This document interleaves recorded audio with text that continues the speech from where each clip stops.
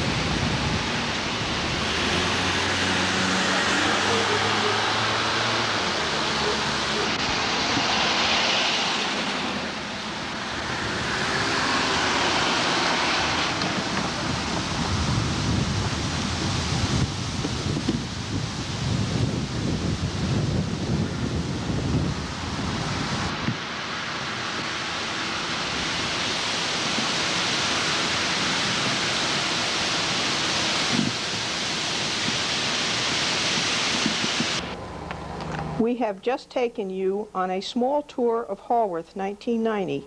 Now it is my pleasure to take you back in time and see Haworth in its beginning and its growth.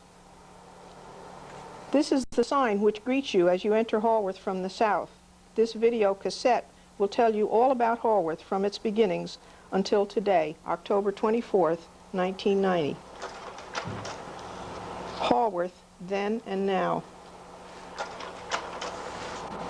The first inhabitants of Haworth were Indians who came from south. When they traveled, they kept to the high ground, and the worn trail, now named Schralenberg Road, was made. This picture was painted by Eugene Cole.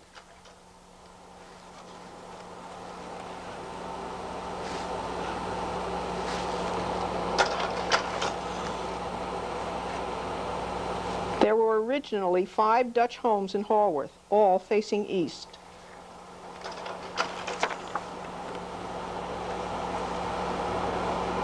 One of the homes was built on the extreme west side of town near the reservoir. This is no longer existing. The other where the pond is today on Haworth also burned and was razed. This is the oldest home in Haworth, built in 1782. This is the first Old Dutch home, built by John Dury and occupied by the Oren family and now by the Klee family. Mr. Dury owned most of what is Haworth today. Mrs. Oren was a descendant of the original settler.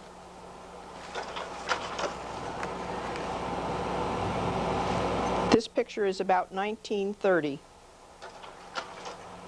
This picture is 1954. And today.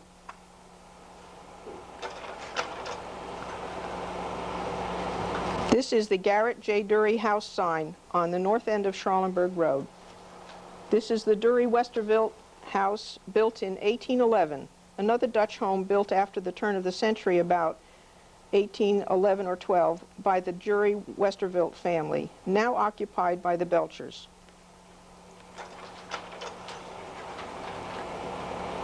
The mode of travel in those days was horse and buggy.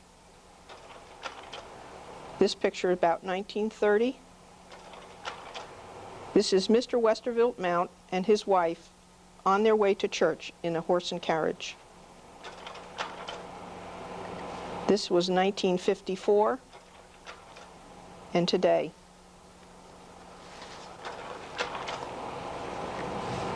This is another Dutch home built in 1812 on Schralenberg Road. This is the way it looks today.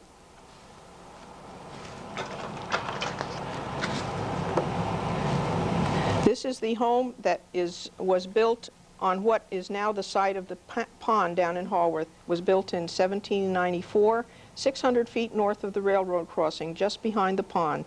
This house burned down and was razed. I have planks from the house made into a desk, which I keep in my home. This is a side view of that house.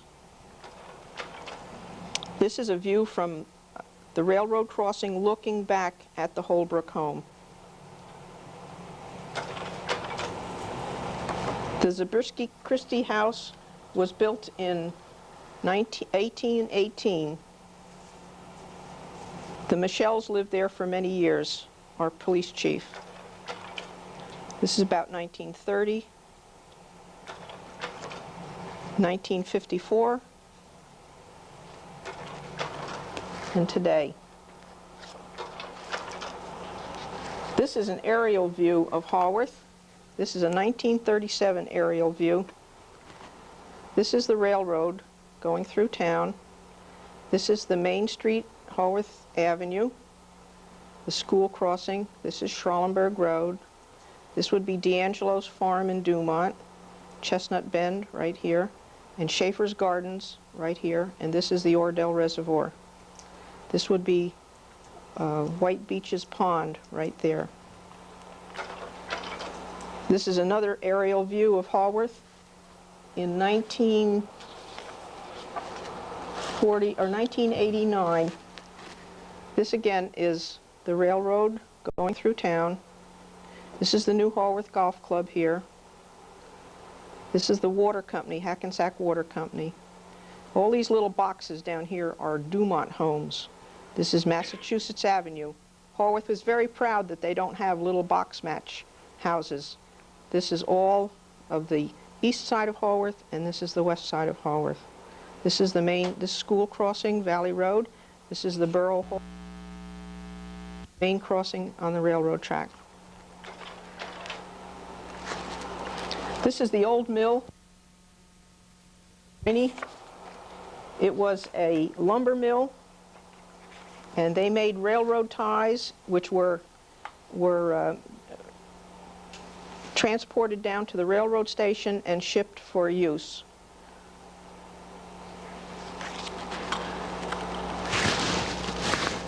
Let's hold a minute. Okay. Gee, I had this thing going all over it, didn't I? And I didn't even know it.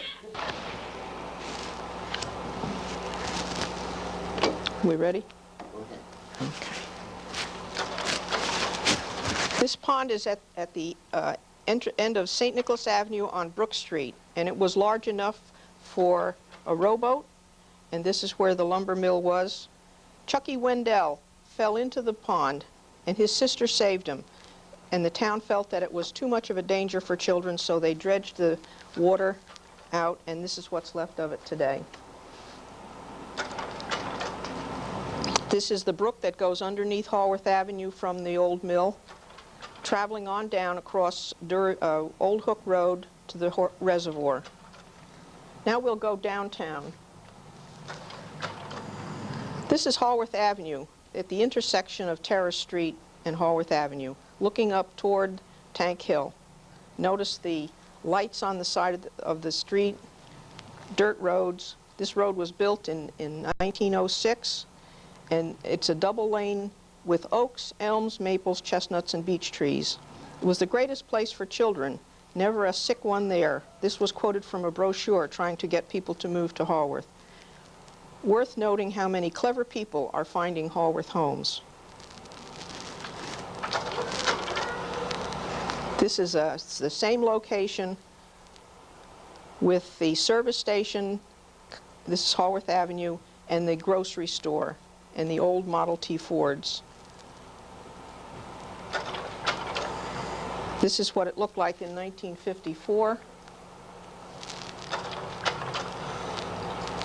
This is standing at the intersection of Owatonna Street and Haworth Avenue, looking back toward the railroad crossing, and that is the railroad station on the left side. There's a little lady with her baby carriage and an umbrella, and the ladies used bicycles to get around. This is a picture in 1930 and today.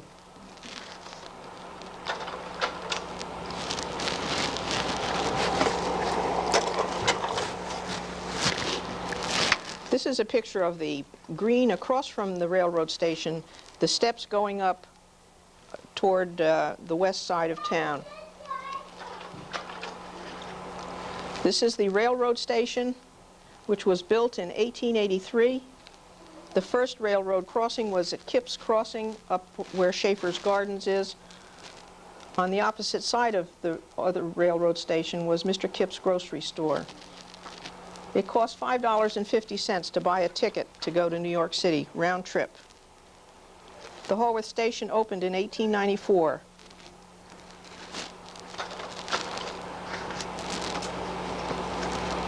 Those are cannas that were planted in front of the railroad station. This is a picture of the railroad station with the train coming in and going underneath the wooden bridge.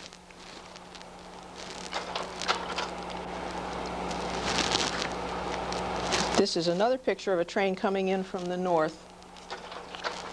You can notice the steam and the cinders. When a train would come in town, you'd have to cover your head with a newspaper or a hat or something, otherwise you'd be picking cinders out of your head all day long. This is the station master and a passenger.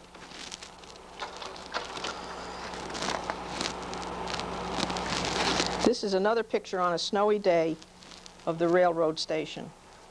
Haworth is 14 miles from New York City.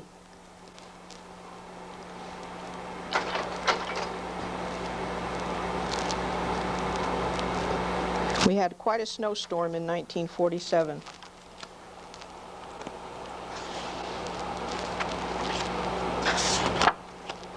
This is the potbelly stove that used to warm the station. The first ticket agent was Sarah McQuillan, who married the ticket agent.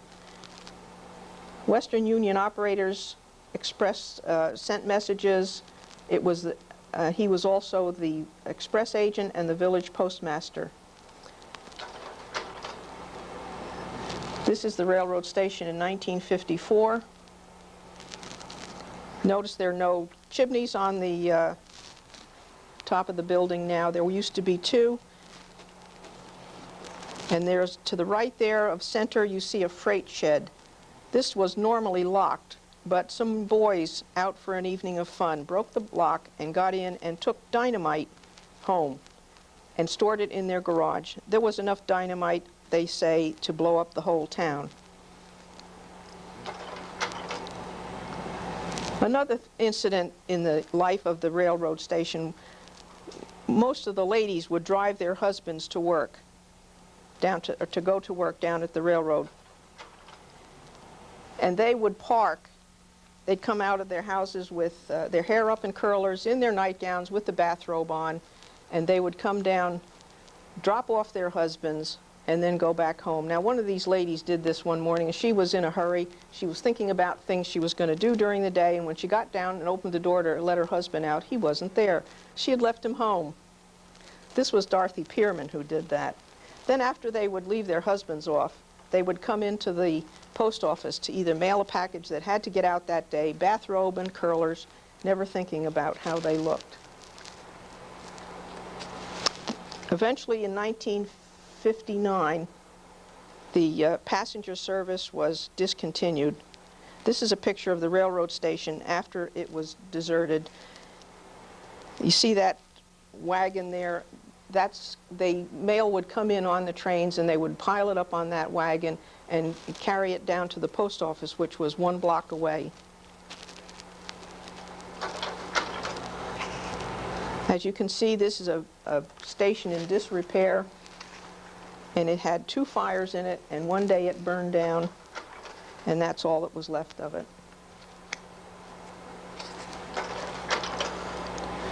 This is what it looked like after they removed the debris. That's Terrace Street in the background. This is what it's like today. You can see just a glimpse of the bank, First Fidelity Bank, on the right side.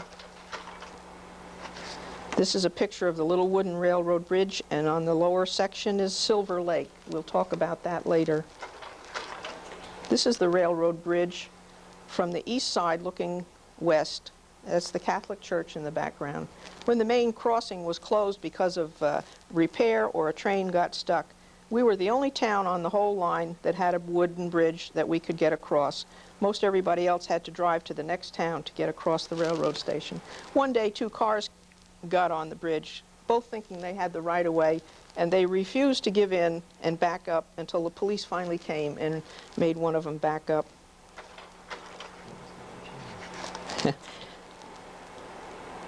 This is the railroad station in about 1930. This was 1947 in that snowstorm. And today with the walkway built on. This is the east side of the bridge. Now we're on the west side of the bridge looking east. This is the way it is today. Now we're standing on top of the bridge and we're looking down in what was called the cut. The north end of Haworth is flat and the south end of Haworth was flat, but in between, in that short 3/4 of a mile, the land built up quite high, and they had to cut through that to put the tracks in, and that's why it was called the cut. This is a steam engine coming in into Haworth. One day, a train wreck occurred right in that cut. I understand that there were chickens on one of the freight cars, and they got out and were all over town. Everybody had a chicken in the pot that night. The husbands got home late for work.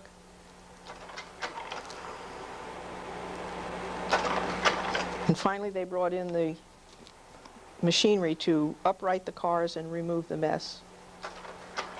Now you can stand at one end of Haworth on the south side and look all the way up the railroad track to the other end. This is on the Dumont-Haworth line, looking under the wooden bridge.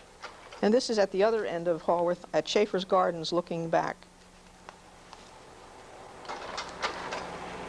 This is what it looks like today. They removed one of the railroad tracks. Now we only have one going through. Now when these wives would bring their husbands down, on the left side there of the road, there were parallel places to park.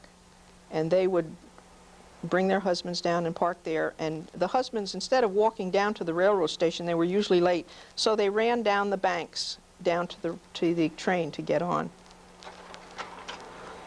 They also had parallel parking on what is now Haworth Avenue at the intersection of Terrace Street. You can see cars parked on the angle. When they came to pick up their husbands and wife, they would park their cars in these slots. And some people had the same slot, and nobody dared go into their slot. If Mrs. Jones was the first one in line, you always went in the second slot because you knew she'd be coming down and wanting to get into her slot. We had one man who got off the train first. He ran to his car, and before the last passenger had gotten off the train, he was on his way home. This is another scene of Haworth Avenue with the railroad track on that in 1947. This is Harvey's shack on the left side there.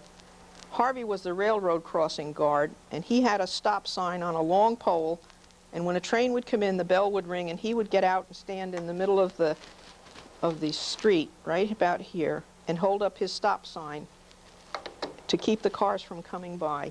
Now sometimes there were two trains coming by at the same time, and after one train would go by, he would almost have to physically stand in front of a car to keep them from going across because of the other train coming. Let me just back up there. I have one more story to tell about Harvey's shack. This is his shack here. It had a little potbelly stove in it. And Harvey came from Kentucky, and that was the warmest place in town. And in the wintertime, if you were cold, one place you would go was to Harvey's shack. He was a bicycle fixer. He was loved by everybody.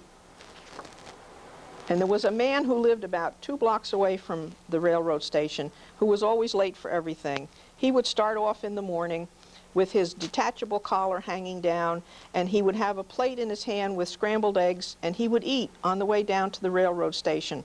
Now, when he got to Harvey's shack there, he'd finished his breakfast, so he threw his plate and fork behind the shed, and when his daughter came home from school at noontime, she would pick up the plate and take it home.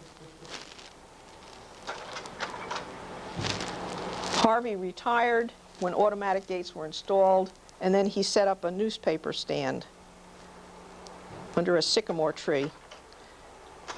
This is a picture of the brook in Haworth, down by the pond by the 18th green. I think these are out of sequence because I thought this was such a pretty picture, and I had an extra slot, so I put it in here. But this is the brook that runs through Haworth from Dumont to the reservoir. And this is a group of happy people at a New Year's Eve party. They came from the north end of Maple Street, the Potters and the Stewarts and the Onstotts and the Hendrys and the Dennisons. The town was full of the Wheelers, but everybody was friends with everybody, and we all had such good times, such good parties, and such good get-togethers.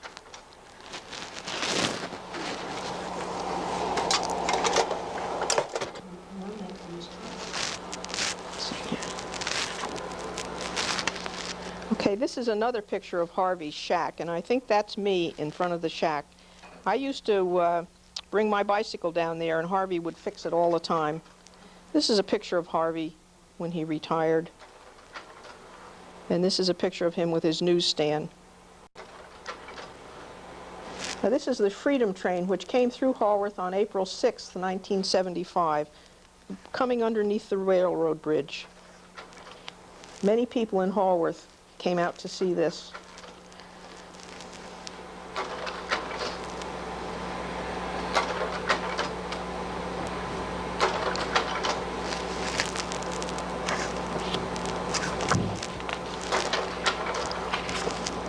Now, this is a map of Haworth, and it was in a brochure published by the Haworth Improvement Company.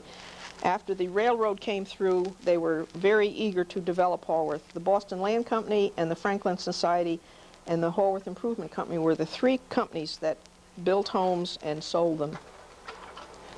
This is the Grange on Schralenberg Road at the entrance exit of Hardenberg Avenue. There's more history to this house than any other house in Haworth.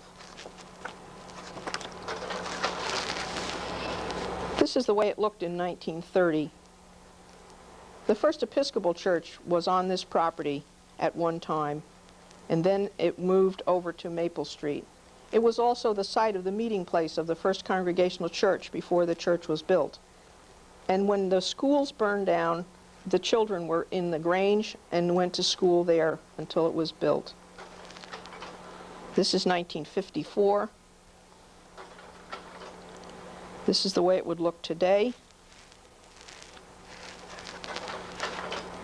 This is a house built on Haworth Avenue by Mr. Adams, built in 1900. This house just recently has been redone, and every tree was cut down. This is what it looked like in 1954. This is the Randall home, which was built on Haworth Avenue, just up from where Dot Down lives. It was built in 1900. It was called the Pioneer Place.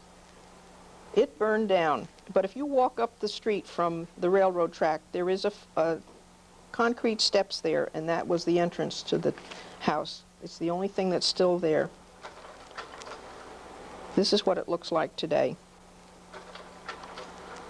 At the top of St. Nicholas Avenue, 2 houses were built across from each other. One was built by Mr. Herrick and one by Mr. Heinben.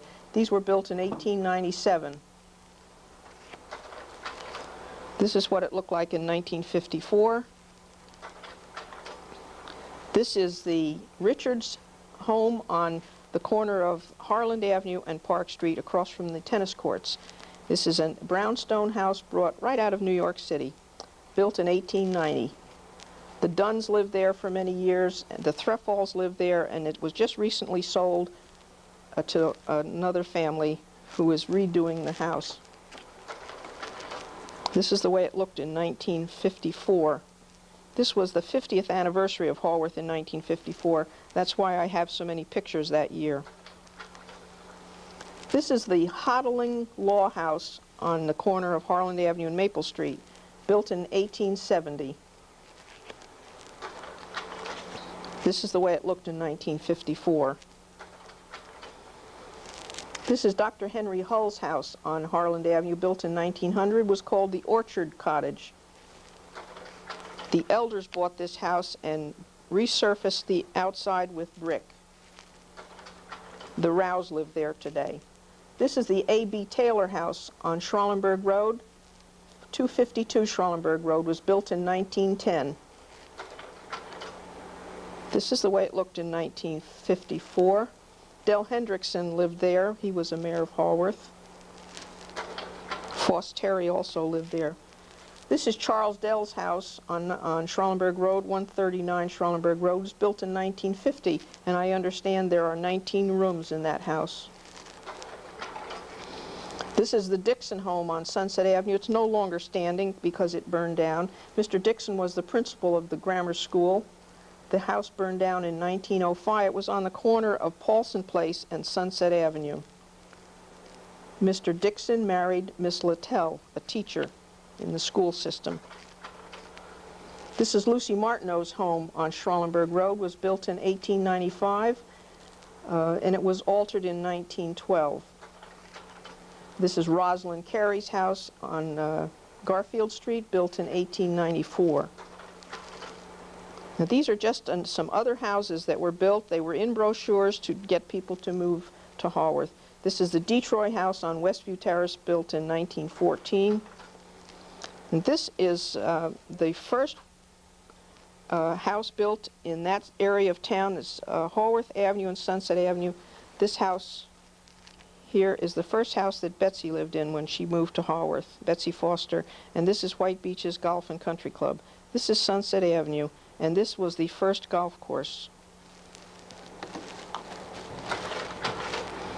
This is the house in about 1920, 20 or 30. This is the Sullivan house on Houston Place, next to the Crocker's house, which is near Crocker's Hill. Mr. Carter lived here. He was a man who did a lot to develop the town. This is a house on the corner of Myrtle Street and Sunset Avenue. It's now people by the name of Nagel live there. It was also the parsonage for the First Congregational Church in Haworth. This is a house on Sylvan Place, lived in by the Wagers and Sutcliffes for many years. And this is the Crow house on the corner of Sunset Avenue and Haworth Drive. This house had a roof fire, and I can remember standing up in this window here, coming home after school, and throwing things out of the window to save all of their belongings. This house also had a second fire when the Shermans lived there, and it was also a roof fire started by an acetylene torch. This is the Roden home. Mr. Roden was the mayor of Haworth. It's on Jefferson Avenue, built in 1906. And there was a brochure put out with 6 different homes in it. This was the Mosier house, this is a Satterlite house on Schralenberg Road. This is the Irving's Fish house, built in 1906 on Myrtle Street. This is another, they used to call it the Sunset Villa. They came up with all kinds of names to try to sell the houses. Mrs. Livingston lives there right now. This is the Rice house on the corner of Maple Street and Jefferson Avenue. This is the Mosier house, built in 1910 on Myrtle Street. This is the Clark House. It's on Sylvan Place. These were all built in the early 1900s. Now, if you stood over on Houston Place and looked across the railroad track, this is Sunset Avenue. This is Sunset Avenue, and right down in here is the railroad track, which you can't see. This is the house that Henry Roberts lived in, and the Joels live there today. If you stood at the corner today, that's what it looks like. This is Henry Roberts' house. General Henry Roberts was the author of Robert's Rules of Order. This house was built in 1893. Henry Roberts married the school principal, Elizabeth Hoagland. This is the way the house looked in 1954. This is General Henry Roberts with his wife Isabel.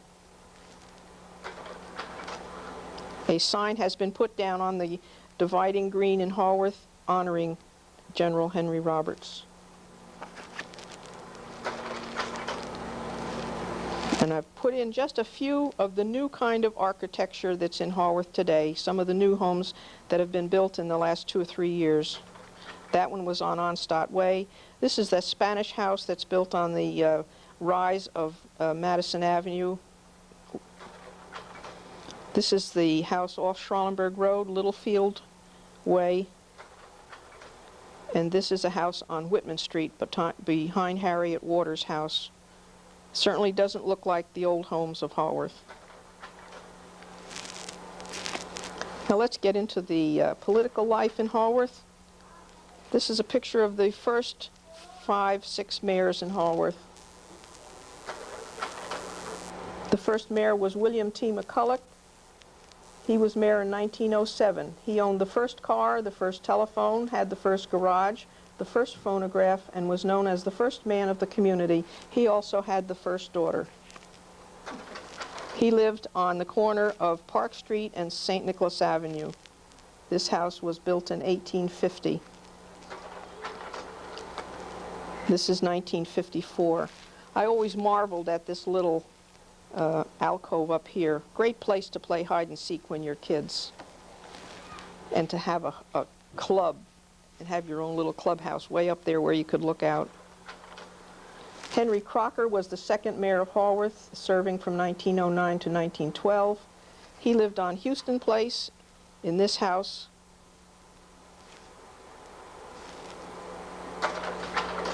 Crocker's Hill was named after Mr. Crocker. Frank Osmer Sr. was the next mayor of Haworth, serving in 1913.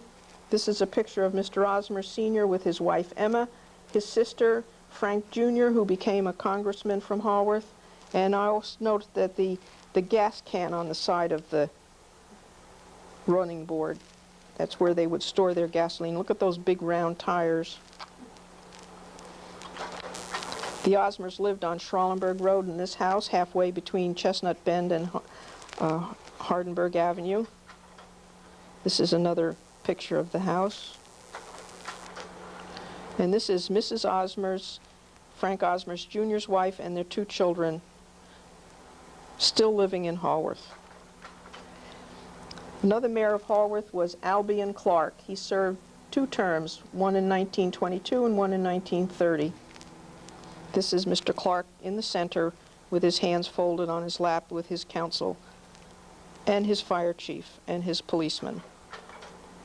This is Mr. Clark with his counsel. I don't know who all those men are. Even Lucy doesn't know. And if Lucy doesn't know, then nobody knows. This is another mayor and his council.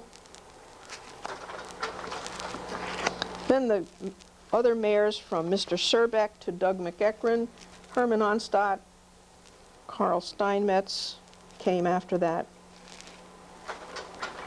This is Doug McEachran with his council. There's Carl Rice, Walter Hartmeyer, Nelson Hayner, Paul LaRue, Cliff Parcells, and Carl Steinmetz. Doug McEachran was a beloved man in this town. This is Doug McEachran with his police staff. and Paul Baylor in the center, the bald man, was on his council.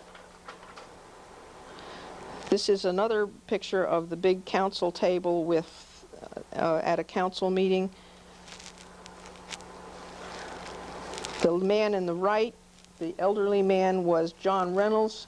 He was the tax collector for many, many, many years. I worked in the post office, and he used to come down with his stack of mail every day. He had more mail in his box than anybody else in town.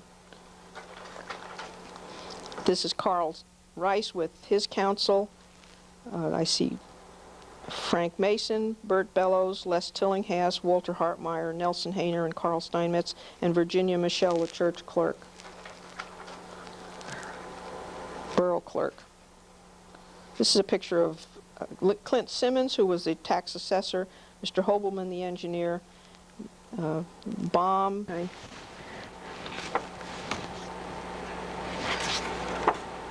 These are later mayors in Haworth: Carl Steinmetz, Ed Connell, John Joel, Ray Garamoni, and Herb Ammerman.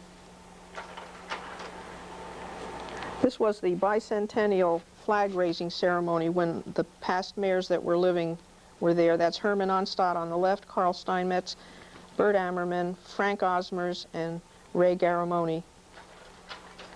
John Joel became mayor. This is his mayor and council.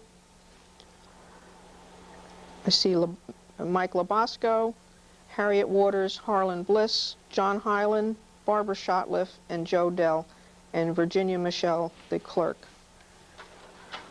John served 2 terms. After one term was finished, a number of years passed by, and John served a 2nd term.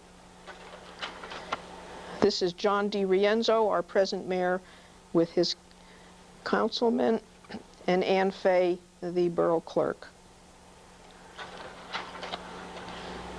Town services were very important to Haworth. This is one of my favorite pictures. It's a picture of the pump house, which is here, the first school building, and the water tank here. This is Schralenberg Road, and this is Tank Hill. I love this picture. The water was supplied through this windmill, and it had an auxiliary pump in it. The pump was started on a Sunday morning, and the water was pumped up to the tank. By late afternoon, the tank was full. The tank was at the top of Schralenberg Road. This is the road coming down Tank Hill. That's the old road. This is a walkway. It doesn't look like a car could fit in that.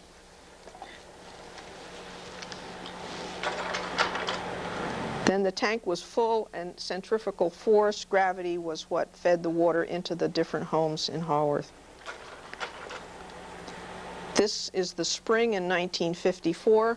The spring was where everybody in Haworth would go to get a cool drink of water. It was the best tasting water.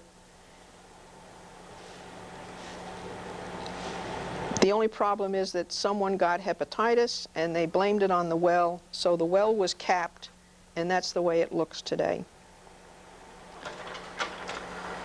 This is Tank Hill today. I should just insert here that the tank that was on that, behind those trees there, was removed in 1936 by William C. Hall, who was an engineer and knew exactly what he was doing. Only thing is, the tank fell over and cut down all the electric wires, all the telephone wires, so there was no electricity in Haworth at that time.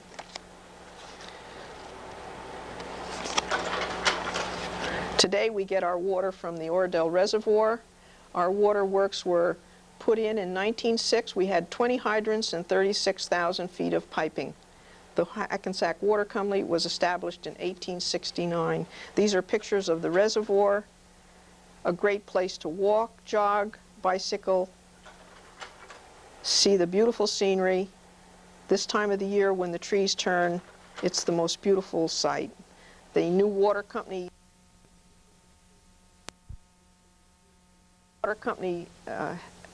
plant was started in Haworth.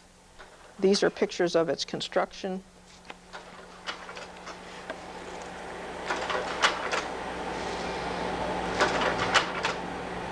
Oh, horrors.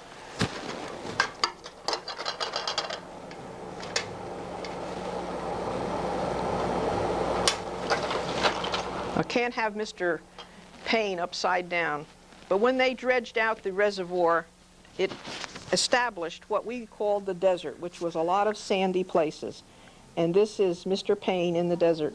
We spent days in the desert. We would start out in the morning with a lunch bag and a little hatchet or a flashlight or a stick or something, and we would spend all day long exploring in the desert.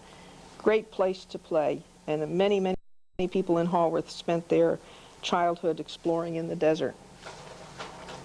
This is McGee's Pond, which is just as you start around Lakeshore Drive from Sunset Avenue. Great place to ice skate. It was also the probable location of the Dutch home that was destroyed, and it also, I understand, there was at the closest point between Haworth and Emerson, there was a bridge that crossed the reservoir. The colonial house that was destroyed was built in 1780. Today it's covered by water lilies. A beautiful place. The first fire department was established in 1910. It was called Company Number 2. They had their firehouse at the top of Schralenberg Road and Madison Avenue. The first fire engine was drawn by horse or man. This is a picture of the fire department at the water tank at the top of the hill. And this was during one of their drills. They would fill up the fire engine and then be prepared for a fire. This is the cornerstone laying of the firehouse on Hardenberg Avenue. This was April 21st, 1928. Horace Wheeler was mayor. He's the one holding the trowel, with John Bullard, the fire chief, in the background.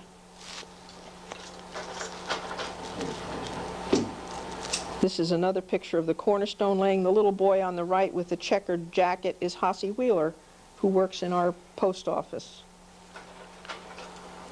Now I have a collection of pictures of the firehouse. This is 1920.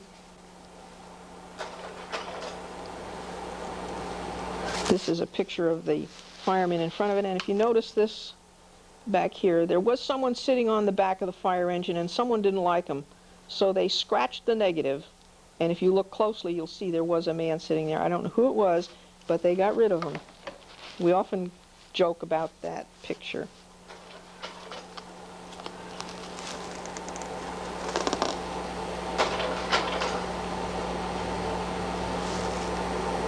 This is 1924. This is a picture of the fire department on their way to a parade, and another parade they went to in a horse and wagon. Some of the men in this picture are Lester Greason, Pierre Vervlied, Charles Burgess, Charlie Dell, Lou Camporini, Bill McGloin, Emil Erickson, and Frank Schnabel. The fire company was really loved by all the people in Haworth. This is fire company number 1. This company had its fire truck in the Borough Hall.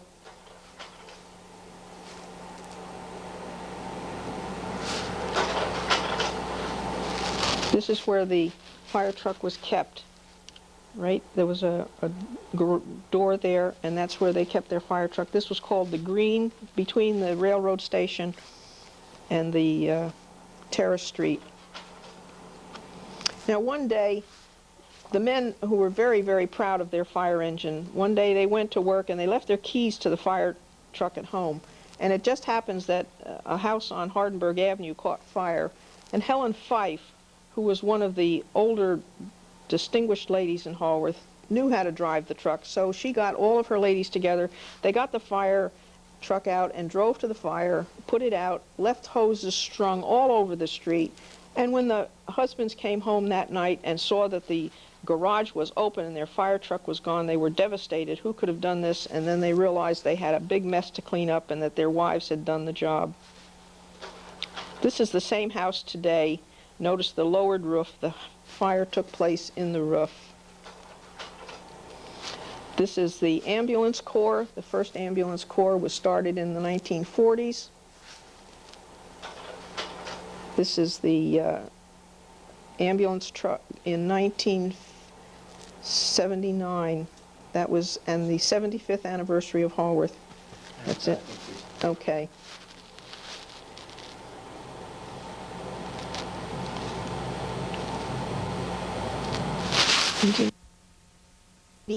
And it didn't slop down in my program before, and I just have to put it in. This is before there was anything in Haworth. This is what would be now Tank Hill. This is Schralenberg Road, and Mrs. Oren's house is the only thing in Haworth. And you can see here that the railroad was cut through, but it was never leveled off. This was before service even started. And I think this is a beautiful slide, and I hope you'll excuse me for inserting it here where it really doesn't belong, but I couldn't resist. Now we'll go back to the fire department. This is the firehouse on Hardenberg Avenue. This is fire gong number 5 up in front of Mrs. Martineau's, Lucy Martineau's house. There were 6 gongs in Haworth. These were railroad rails that were bent into the shape of a zero, and hammers were hung by the ring, so if there was a fire, you would take that hammer and ring the number that was on the post there. Number 3 was the northeast section of Haworth. Number 4 was the southwest section of Haworth. Number 5 was the southeast section of Haworth. Number 6 was tragedy, because that was White Beach's golf club. And number 6, with the one after it, meant the desert was on fire, the pine trees. So everybody knew where the fire was when the whistle blew. This is the only gong that's left in Haworth, and this is mounted in front of the firehouse on Hardenberg Avenue. A new firehouse was needed on the west side of town, and this is the cornerstone laying in 1953 with Mayor Doug McEachran, Carl Steinmetz squatting down, Cliff Parcells standing up, and Fire Chief Charles Dell with Pierre Vervely in the background. This is the firehouse today as it is. This is the Haworth Post Office. This is now a real estate agent, but this was the Haworth Post Office building in this section here. In this section was a barber shop and cleaners and many different businesses there. You can see here it was built in 1914. The other locations of the post office before it came here was LePiccolo's grocery store, Ricky's grocery store on the corner of Terrace Street, and then to this building here. Eventually it moved up the street to the building which is now the dentist office, and this is the crew with Eleanor Norton, Tom Grady, Les Sherwood, Hossie Wheeler, who's still in the post office, Jack Havlin, Eleanor Stewart, and Rose. Then they moved to St. Nicholas Avenue, where the present post office is, in the 1970s. This is from left to right, Les Sherwood, the postmaster, Frank Osmers, our congressman, Mayor and Mrs. Ammerman, Bill Wilson, and Carl Steinmetz, both mayors in the past. This is the first grocery store in Haworth after Kip's Crossing, which goes way, way back. This is the Wire Johnson House at 119 Hardenberg Avenue. This ice cream store and grocery store was operated by Patrick Fallon, and Anita and Bob Johnson live there now. The groceries were delivered by horse and wagon by N.A. Von Thumb's food delivery from Closter. You ordered twice a week and got deliveries. The meats came from River Edge, the bakery from Tenafly, and they used what's called Wendrell Wagon. This is the second grocery store in that building with the awnings. This is at the corner of Haworth Avenue and Terrace Street, and you can see the service station there, Texaco. This was run by Mr. Harry LePiccolo with his Model Ts. He had a taxi service and his grocery store and the service station. This is another view of it with Harriet LePiccolo Mason Waters and her father. This is the green between the two roads. The right side of the road was just a gravel road for walking. It wasn't used by cars. This is the way it looked in 1940. The grocery store had been removed. This is the way it was in 1954 with those parallel slots for parking your car still there. And this is the way it looks today. The next grocery store moved onto Terrace Street in this building. This was built in 1910. Very, very old building. Has been renovated. The grocery store was there. Notice those old cars. This is Joe Garino, who had the meat market. He had the best meats in anywhere. People came from all over to buy his meats. And it became so popular that he finally included groceries. He lived in this house at the end of Terrace Street for many years with his 6 children. Eventually the house was torn down and the Polify Savings is there now. This is another picture of Joe Greeno cutting his meats. He was a wonderful person. This is Sam Kaufman, our tailor, and his wife, who did all of the seamstress sewing. They had this store on Terrace Street, and next door to that store was George Dunn, our candy store, ice cream parlor, and Ed Sexton was his partner in, not a partner, but worked for him. We all loved George Dunn and Ed Sexton. Then Emil Collier was our plumber. He was really our second plumber. There was a Mr. Riemann who lived on Valley Road. He was our first plumber. He weighed at least 300 pounds, and I remember when I was a little girl, I used to see him get into his car and his steering wheel pushed into his stomach, and I couldn't figure out how he ever turned a corner because he was so big.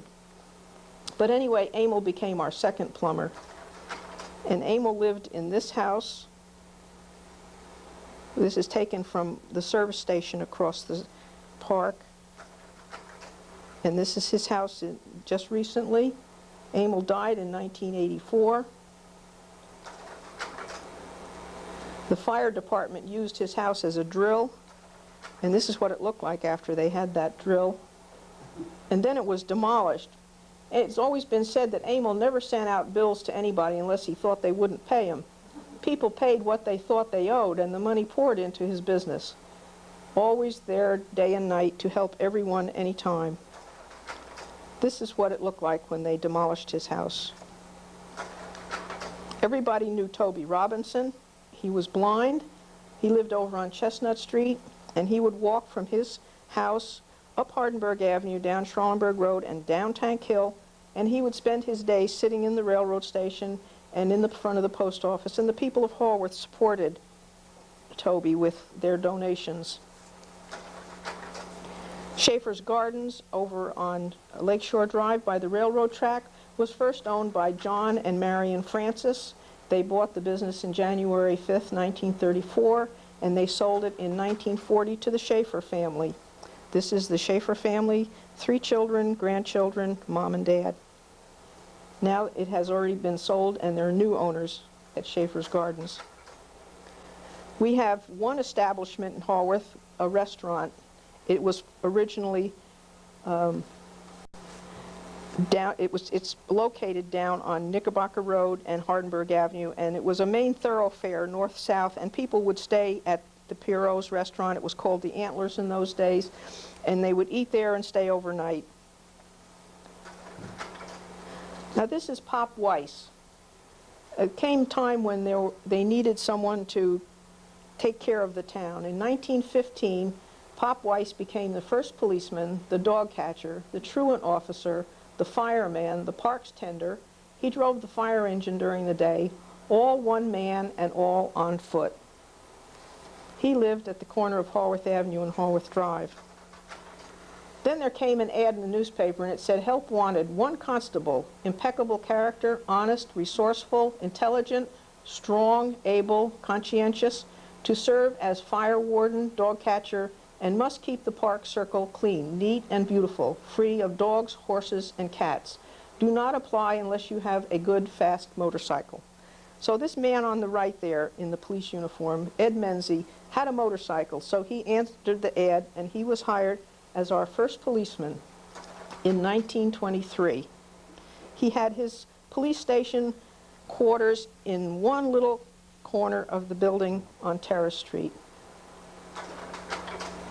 He became a a full-time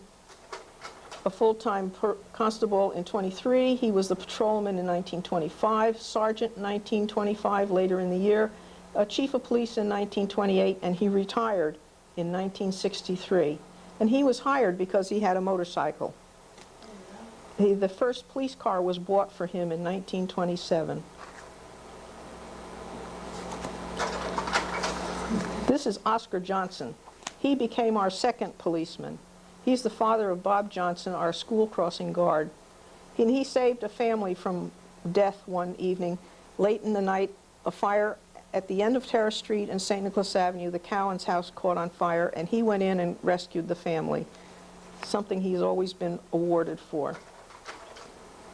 The police department occupied this building on Terrace Street. This building was very famous in Haworth because it had the library, it had the grocery store, it had the fire department.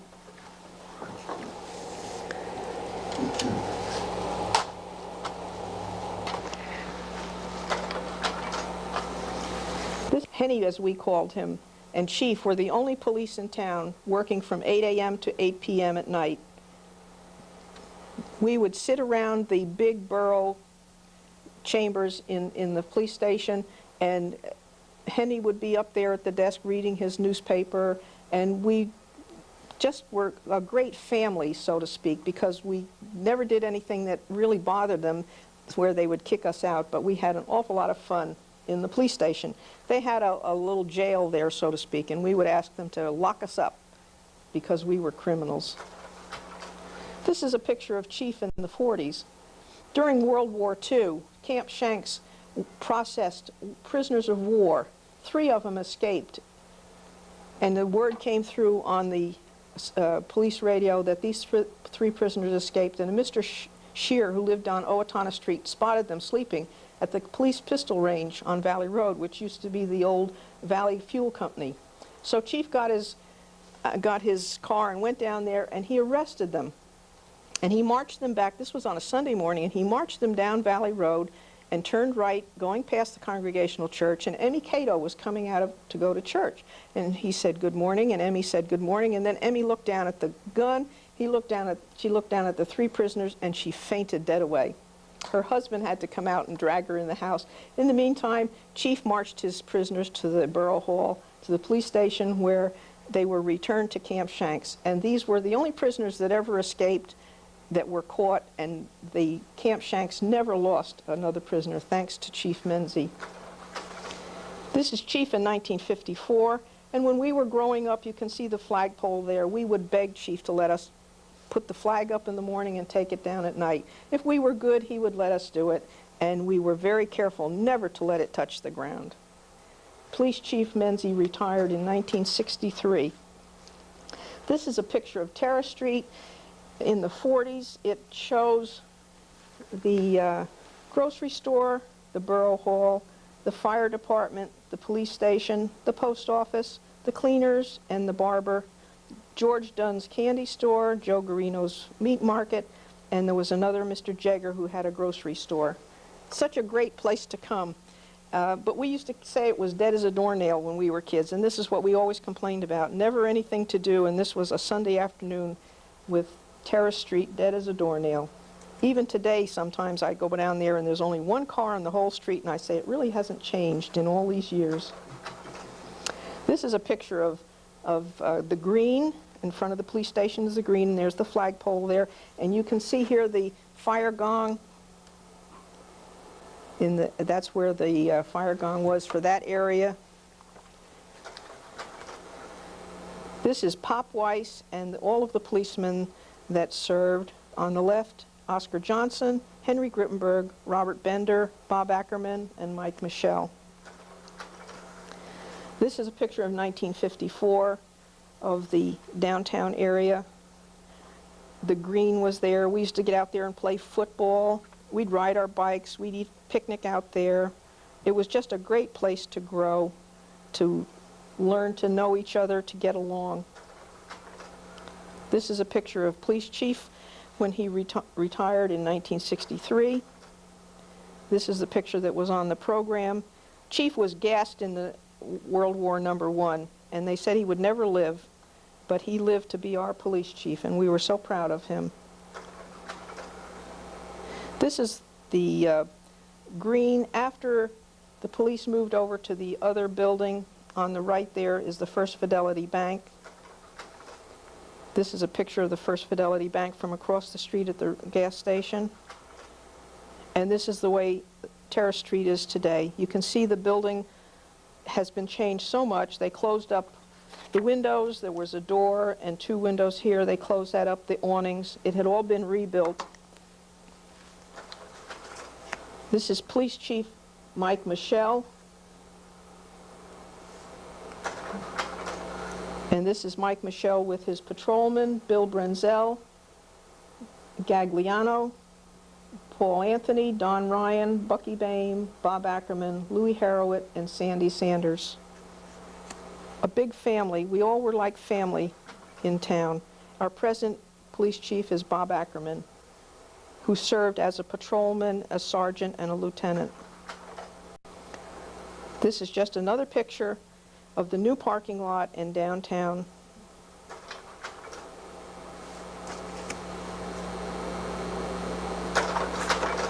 It was always fun to go downtown. There was always something to do. And that's Emil Collier's house and his garage.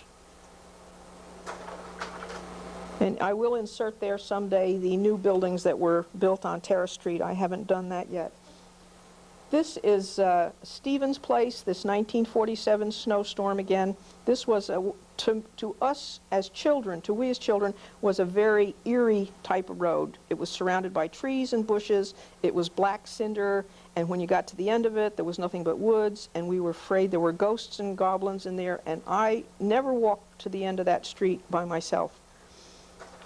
It's still Stevens Place, and this is a picture of Stevens Place before the Borough Hall was built. This is from the top of the Congregational Church when it was built in 1962.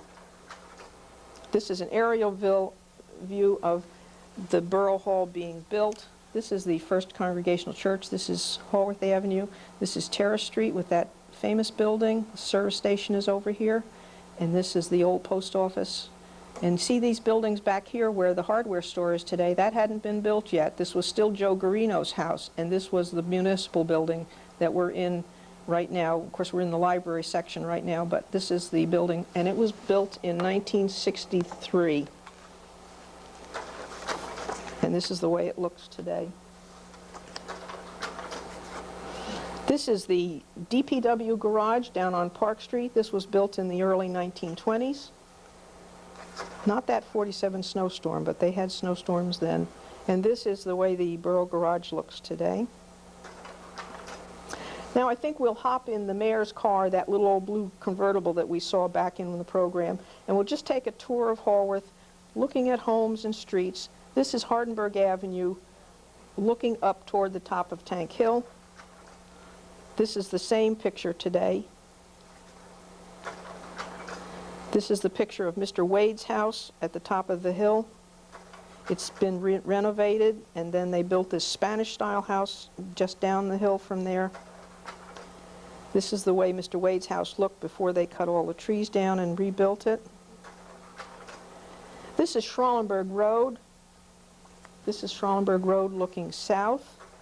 You turn around, this is Schralenberg Road looking north, and again you can see the fire gong there. This is the Schralenberg Road sign commemorating the history of the street. This is Tank Hill, one of the first pictures of Tank Hill, a great place for sleigh riding. Lots of kids could coast all the way down to the railroad tracks. A very good friend of mine was sledding down this hill in the 1940s, and he hit a tree head-on and fractured his skull. He recovered from it, but it certainly taught us a lesson to be careful when we go down Tank Hill. This is the way it looks today. Same picture, and standing on the hill looking down. On the other side of the hill was a walkway. Now, if you got a good start on that walkway before they built this railing, you didn't stop till you got down to the bottom. So they put this walkway railing up so that people could walk down without falling down. This is at the bottom of Tank Hill, looking back up to the hill. This is the walkway over here. This is the intersection of Valley Road, and again a shortcut in the old street. These were the old elm trees. They had a blight on the elm trees in the 30s, and they started to die. And this is all that was left of the elm trees after the blight killed them. It was sad to see them go. This is a tree that would have been in front of the First Congregational Church. This is just another picture of that 1947 snow of Haworth Avenue. This is what it looks like today, or this is 1954, and this is what the intersection looks like today. Now this is a path from Valley Road to Schralenberg Road. I would assume that coming across the brook, it would be probably where Hendrickson Street is today. This is where the path would be. It was also called Lover's Lane, where people would, the boys and girls would go for their walks, courting each other. This is Chestnut Bend, because of all the chestnut trees. This is what Chestnut Bend looked like in 1954. And this is what it looks like today. This is an aerial view of Chestnut Bend. This is the bend itself. This is Schralenberg Road. The sign that we took a picture of this morning would have been right here. This is coming down Massachusetts Avenue, curving down Valley Road to go to the school. I love this picture. We used to get the bus. I guess it's because we used to go to the bus all the time, and we would walk these streets all the time. This is a picture of Crocker's Hill, another place where we would go sleigh riding. If you weren't very industrious and courageous, you would go to Crocker's Hill because it was mild. But if you were really courageous, you would go to Tank Hill and come down Tank Hill. Crocker's Hill is laid on top of a bunch of springs. Haworth is covered with springs.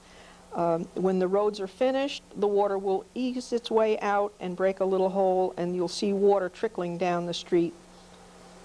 This is Crocker's Hill. It does it there. It does it over by the bank.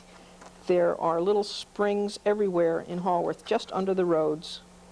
This is another picture of Crocker's Hill. You can see the slight grade to it. This is the park downtown where people eat pizza at lunchtime. This is Emil Collier's house. Again, another picture of the park.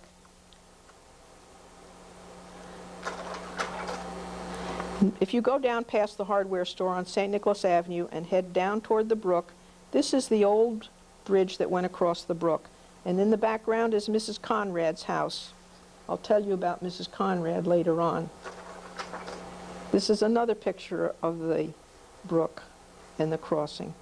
These were all berry farms in here. If you go back along the brook there, we used to play and catch pollywogs and see a garter snake or a water snake, but there were always berry patches, and if you got there at the right time, then you would eat berries. Strawberries, raspberries. This is the way it looks today. This is the area that was at the end of that Stevens Place that I told you about that was so scary for us. When we got to the end of Stevens Place, you had to turn left to go across the brook. No buildings or anything. This is another picture of it on a snowy day. I still see there's a path along the brook, so the children still do go along the brook and what we used to call out going for a hike. Now this is a picture of Sylvan Lake, and underneath that bridge to the brook, there was this lake. It was called Silver Lake. And that's Mrs. Conrad's house in the back to the right, and to the left is the Woods house, the Vervely Woods house on the left. And its story tells about John Bullard, who lived on the other side of Tank Hill, and he was sent down to the store by his mother to get some bread, and he came through the shortcuts that I showed you and came across the pond. It had ice on it, so he went on it, and it broke. It wasn't strong enough to hold him. And so he was about to drown when Victor Detroit saved him, and Mr. Bullard was in, or Frank Osmer's, it's Frank Osmer's that this happened to, and his father was a jeweler, so he gave Victor Detroit a watch for saving his son. And I spoke to Mr. Detroit about a month ago, and he said, I still have that watch that Mr. Osmers gave me. This is Mrs. Conrad. She had about 10 children. Her husband died, and she brought these children up. And in the old minutes of the church, in 1908, the ladies in the church reported that they provided milk for Mrs. Conrad's little sick baby. These kind of things are what Haworth is made of, caring for each other. Mrs. Conrad worked for people all over town. This is another picture of Silver Lake, and after Frank Osmers nearly drowned in the lake, they of course dredged it, and now it's nothing but a stream and some marsh. This is Pat Wood's house. This is the Bill Brenzel, Elfrida Miller house, and this is the back of the old First Congregational Church, so you can locate that in your mind. This is the World War I memorial sign on the park, just up from the railroad tracks. This is another picture of it up close, listing all of the boys that served in World War I. This is the World War II honor roll. And this is another picture of it. That's me on the right with my white pants and white shirt, my brother's shirt, 1944, and that's Adrian Doss on the left. This is the honor roll presently today on the front lawn of the Borough Hall. This is an Armistice Day program that was held in the First Congregational Church, and these men in this picture from left to right are Arthur Stewart, John Joel, Fred Potter, Mike Labasco, Ed McLean, Mr. O'Leary, Dick Perry the minister, George Millett, Bill Wilson, Howard Wicks, Ed Flaherty, Al Prinzing, Bill Bedell, and Ralph Fisher. They were people who really built the town and kept it going. 2 years ago, a year ago, 1989, this is our second year of celebrating with our new memorial to all of the boys who served in all of the wars. Their names are engraved on these tablets. A tree was planted in honor of Fred Nair, who's had 50 years as a Haworth fireman. That's Mayor Rienzo on the right, Mr. and Mrs. Nair, and John Ryan, councilman. The great thing in Haworth were the tennis courts. These were established back in the early 20s. That was before the fences were built. At first they had 2 courts with a couple of courts at the end which were just for play and practice. And then they put enclosed the courts because basically one time a deer was caught inside the tennis enclosure and he couldn't get out, and they just felt it was better to enclose him. And this is during one of the tournaments on Labor Day, and this is the way they play on them today. Back behind the tennis courts, you can see the fence on the right side there, is the park. And this is a park that was used in the old days for May Days, Memorial Day picnics, and I can remember that they had the maypole up with all these streamers, and everybody would grab a streamer and run different ways until the pole was completely wrapped. And then they had a lot of things where you'd eat saltines, and the first one to whistle would get a prize, and games of that kind. Then if you go up onto the railroad track, passing this tunnel. Now this tunnel was a great place to go if you were really adventurous, and if you were very, very brave, you would stay under that railroad track when a train came over. But usually by the time it got close enough, you ran like crazy to get away because you were afraid. Another railroad tunnel underneath the railroad tracks. This is my daughter Ruth and our dog Frisky. Another great place to play. Nowadays it's not so safe, but in those days we had just grand times playing on the railroad tracks. Finding a spike was great. We'd take that home. We were so proud. If you get up on the railroad track, there's a brook that runs under the railroad track, and we would play along that brook. And I remember there was a bridge back in there, and I had a $5 bill that I had made babysitting, and I'd been reading, I guess, too many Nancy Drew mysteries, so I hid that $5 bill up underneath the bridge between the logs, and I would come back every day after school to make sure it was there. Just great fun, those kind of things that are so much fun. This is another picture of the brook. And to the right of that was where that old Dutch colonial home was that burned down. If you go back there now, you can see the depression where the house was, and even see maybe some stones from the foundation.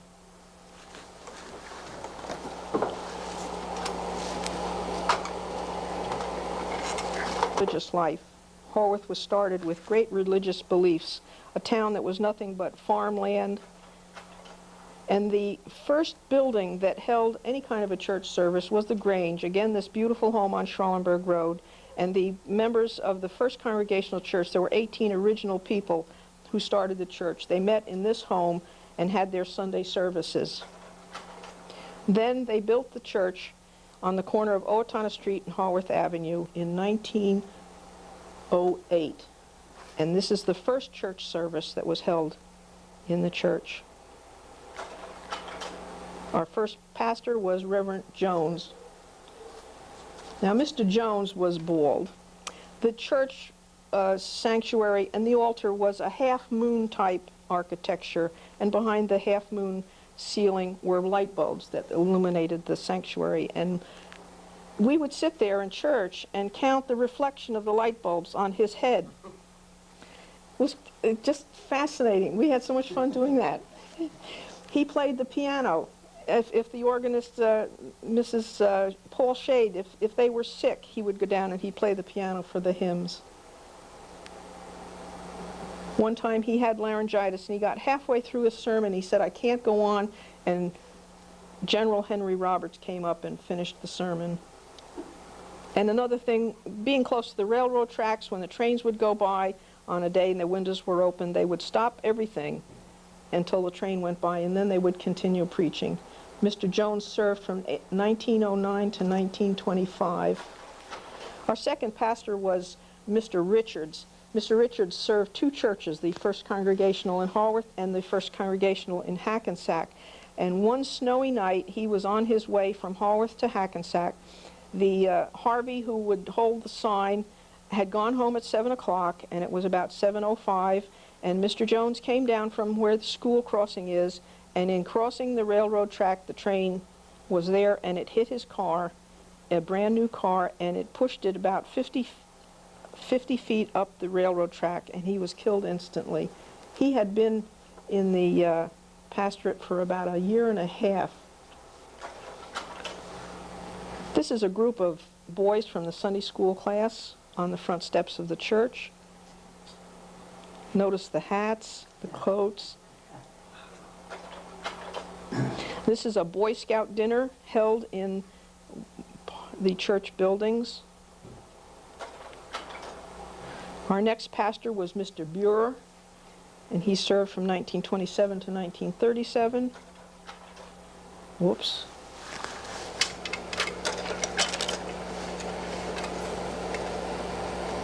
I'll just back that up for you. This is the Boys Brigade under the leadership of Irving Fish. They would practice in the basement parish house of the church, and they were organized in 1912, and it was similar to what would be your ROTC or your Civil Air Patrol, just young people encouraging them to discipline and getting together and doing things like that. This is one of their times when they were out drilling.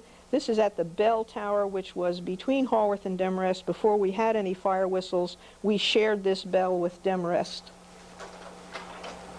This is a young people's dinner held in the church buildings. Our next minister was Fred Utzler. He came in 1942, and when the war started, he went overseas and served in Germany as a chaplain. This is the interior of the church, the first church. You can see that dome. You can see how the lights there, that's how they would shine on Mr. Jones's head. This is taken from the choir loft where the choir sang out of sight of anybody, and if someone had something to do, they would come to church and sing, and then they'd sneak out the back way and nobody would miss them, and they'd go out and play golf or whatever. This is a confirmation class in June of 1942 with Mr. Utzler, like a baccalaureate service. This is Earl McCullough. He came to the church in 1948. And while he was here, this is a picture of the church in the fall. Isn't that beautiful? Just love it. Look at that bell up there. That bell now is in Peki-Blengo in Ghana, over in Africa. After the church was demolished, the bell was sent over there to be used in this town to call people to different meetings and times of day. During the Mr. McCullough's serving, he was there when they built this parish house. And the old church was demolished in 1965, and here are some of the little Sunday school children sitting on the edge of the wall watching it. I have the names there. John and Margaret Wood, the twins, are the only two that I know.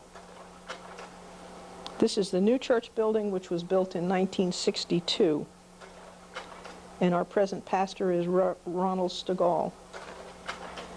The Sacred Heart Church was started in 1915 under the leadership of Mrs. Edinger, Mrs. Orcott, Mrs. Hull, and Mrs. Dedecker. The first Mass was held in Mr. Hurd's real estate office over the old firehouse on Terrace Street before the church was built. Ministers serving were Father D. Vincentis, S. J. Reichert, Thomas Curry, and Joseph Kinsella, who was the one that I remember. This is another picture of the church on a Sunday morning. This is in 1954. And now they are in their new church on Park Street and St. Nicholas Avenue. Father Nealon was their pastor, and he's now left, and Father Duffy served after that. This is St. Luke's Church over on Massachusetts Avenue. It was first built, you can see it's just been built with new shrubbery. This is the way it looks today. And the pastors that have served are Father Mason, Ken Baer, and today's pastor is Alex McDonald. Now, the Jewish population in Haworth increased enough so that they wanted to have their own place of worship, so they asked the Congregational Church if they could use their facilities on Friday night. And in 1949, they came to the church and had their first service in this building. Now they have their own Temple Bethel in Closter on Schralenberg Road, and Mr. Rabbi Pomerantz is their leader. Now this is the first golf club at White Beaches. It was on the corner of Maple Street and Jefferson Avenue. It was built in 1902.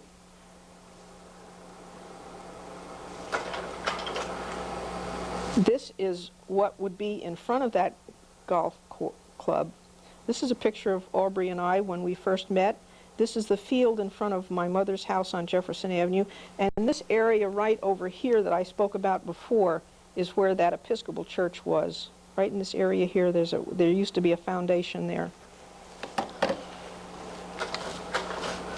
This is a picture from the present White Beaches Club looking back over the 9-hole golf course. This is where the golf club was that I just showed you. This is Sunset Avenue. This is the brook, and this is Maple Street, and this is Jefferson Avenue here. And they had 9 holes of golf course and some tennis courts.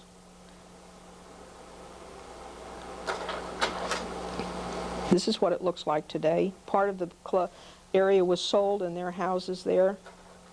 The brook still runs through. It will always run through there. This is looking back at the clubhouse with the tennis courts. We're standing at the corner of Sunset Avenue and Eastview Terrace. This is another picture of the clubhouse. was in the 20s when it was built, or 1918 really, and incorporated. White Beeches was named after all of the beech trees that were around there. Now that date in there is incorrect because the clubhouse burned down on April 27th, 1933. There was an electrical fire on the upstairs area, and by the time they realized it, they rang that gong 6 times for White Beeches, but by the time the word got down to the police station and the fire department came, the building was engulfed in flames. This is a 4th of July. White Beeches provided the best fireworks in the whole county, and everybody flocked to White Beeches to see the fireworks and fight the mosquitoes too. This is a picture of White Beeches today. This is the 18th green, the tee and the green plus the pond. This is where we used to go ice skating. We'd light fires at night to keep warm, and we'd put our skates over the fires and burn them. When they started to steam, we realized we better take our feet off. We spent many, many times ice skating on that pond. This is what is called a 19th green, from the 18th green up to the clubhouse. These are pictures of White Beeches today.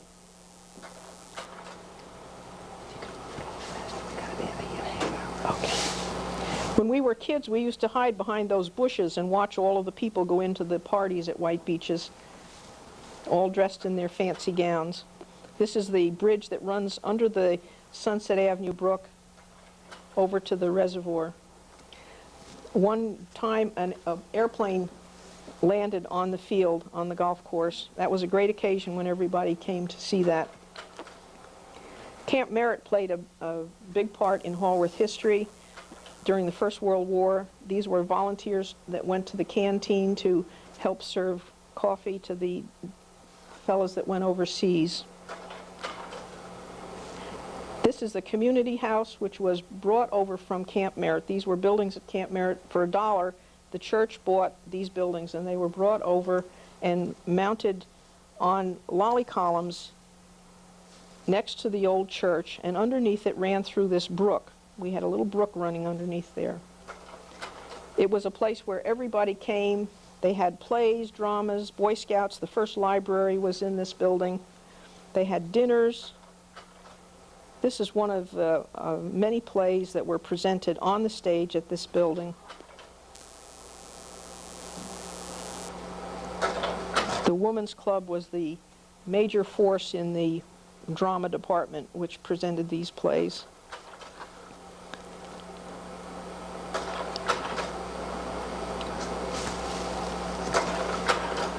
This was an all-male wedding,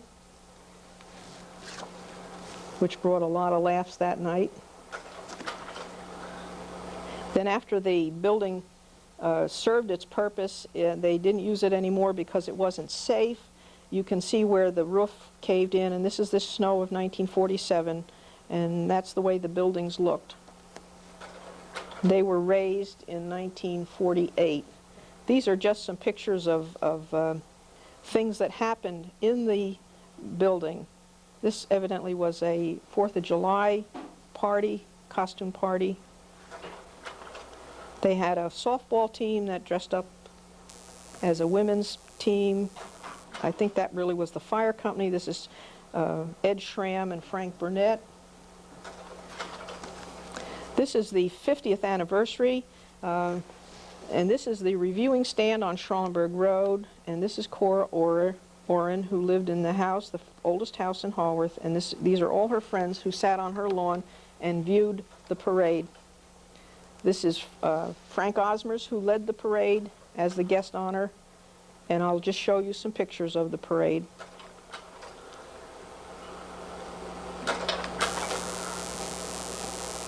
It's Walter Shin and Mayor Steinmetz, the co-eds of the First Congregational Church, the Girls Club, the high school band. Another of the girls' club.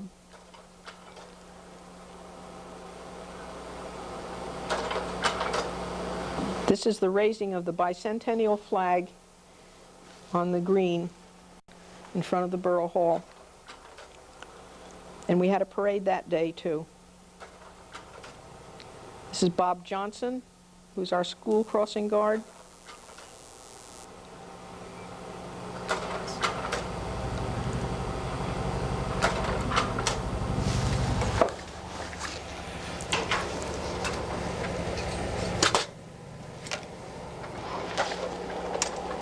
Wait a minute now, that's not.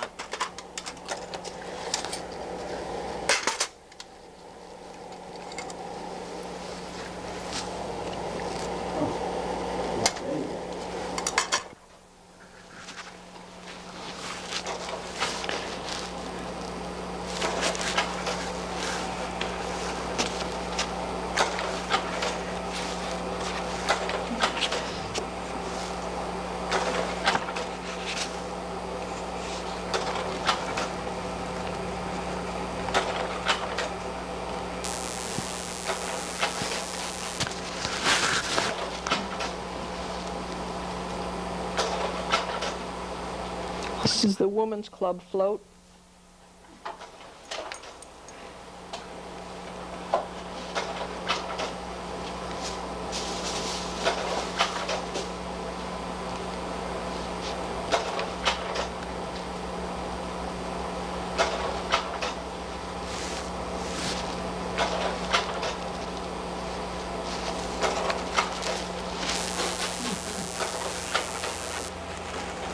One of the most important parts of the Haworth life was school. Everybody went to school. This is the first school. It was a one-room structure built in 1894. It was finished on April 1st. This is the first school burned in 1898 and on June 2nd, and they used the Grange for the children to go to school. The second school was built in 1899. This school burned on December 8th at 8 p.m. The custodian was new. He didn't understand the heating system, and he let the boiler build up pressure until it burst and started a fire. This is a picture of Valley Road, looking up Valley Road with the second school that burned. The present, bell that was in the old schools now is in the Catholic Church. Whenever you hear the Catholic Church bell, you know that's the same bell that called the children to school back in the old days. A class reunion was held in 1955, 50 years, and they contacted the students. These are some of the ladies who came.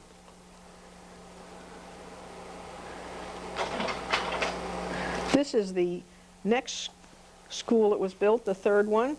This was built in 1923, and when they went to brick, I think they were kind of looking to get away from the wood that kept burning up on them. They voted, there was a big controversy, and this passed by 6 votes to build this school. This is the way it looks today. They added 2 classrooms on in 1930. And then in the 1940s, they added 2 more classrooms on the back of the school. This is a group of adults. These are teachers in 1912. It's called a big wing-ding in the school auditorium. And in the picture was Miss Littell, who married Mr. Dixon. No, Mrs. Bird married Mr. Dixon, and Mr. Dixon is in that picture. They really had an evening that night, you can tell. And I will just show you classroom pictures. As I do, you will notice the clocks on the wall, the pianos in the rooms, the teachers, the desks, the papers on the bulletin boards, the clothing. This had to be the 4th of July, or I guess it was really Memorial Day.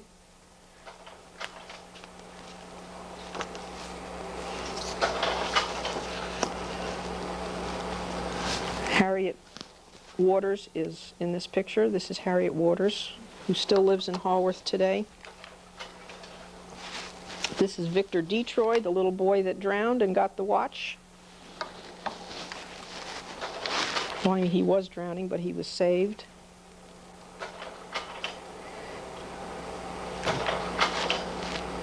This is a cold winter day. Look at those hats and mufflers and high-button shoes. This is the entire school with Mr. Dixon standing in the background. This is Miss Littell with her 8th grade graduating class. And this teacher looks so stern with that hat.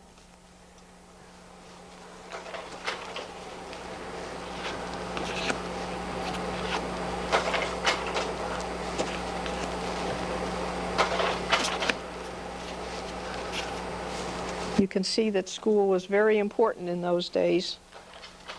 Even though the classes were small, they were very, very well taught. Special days came up, like the 4th of July. Pageants were held. This is in memory of, in honor of the Red Cross. This was a pageant held down in the park. It's a teacher with her children.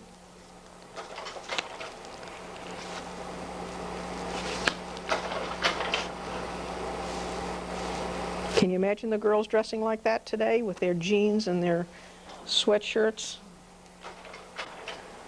This was a Dutch Day colonial type thing. Flag Day on the lawn.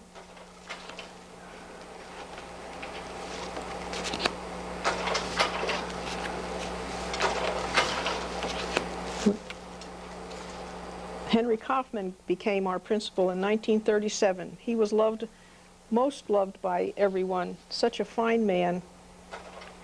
And Catherine Mulhern was our 5th grade teacher. She was loved most of all the teachers that I remember. And she taught 5th grade, and we always learned our states and our capitals in the 5th grade. And to this day, I can remember her teaching us that.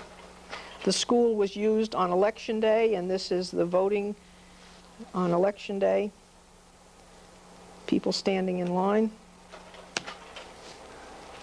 When we went to high school, we went to either Tenafly or Dumont, and if you went to Dumont, you went on the railroad. If you went to Tenafly, you waited here at that corner for the bus. If it was a bad day, the girls would wait in the post office and the boys would wait in the police station. This is a kindergarten class, Halloween. This is a group of kindergarten and 1st graders in 1933. This is Halloween in 1942. This was in 1943. This was a play at Christmas time called Why the Chimes Rang. That was in 1937. And this is an 8th grade play called Watch Out for Spooks. That happened to be my class in 8th grade, and I'm one of those spooks. I think the one on the left. This is the boys' basketball team in 1941. And this is the boys' club basketball team in 1944. This is Mr. Mahood with that looks like the team number 1, 5 starters. That has to be about 1941. Then the new school was built in 1954. And this is what it looked like, a beautiful picture of it on a fall day. And this is an aerial view taken by one of the teachers, Mrs. Kershaw. This is the school. This is Valley Road. This is Haworth Avenue and Schralenberg Road. And this is the Borough Hall.